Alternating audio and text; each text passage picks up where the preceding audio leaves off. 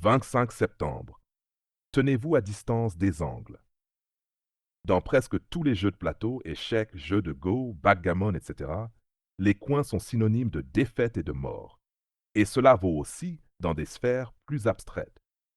Quelles que soient les batailles que nous menons, qu'il s'agisse du cadre professionnel ou privé, nous sommes tous, à un moment ou à un autre, susceptibles d'être poussés dans nos retranchements.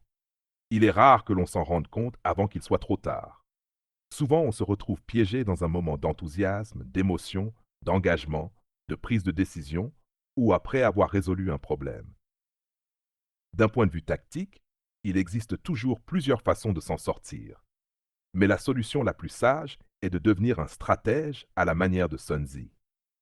Selon lui, ce qui compte, ce ne sont pas les positions de force ou de pouvoir, mais celles qui offrent des options. Elles ont du potentiel. Côté carrière, je conseille toujours aux gens de se projeter et de rester ouverts à d'éventuels changements d'orientation.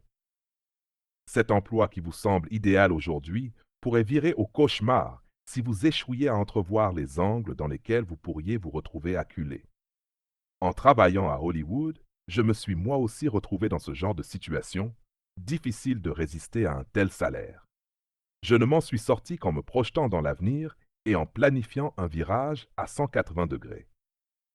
Plutôt que de rester scénariste, j'ai pris la décision d'écrire des livres sur des sujets qui me passionnaient et qui me permettraient d'explorer une multitude de voies.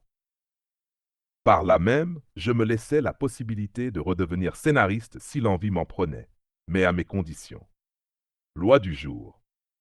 Les stratèges pensent différemment de la plupart des gens qui tendent vers un objectif. C'est un mode de pensée linéaire. Cherchez à multiplier vos options. Vous obtiendrez ainsi plus de pouvoir et plus de mobilité.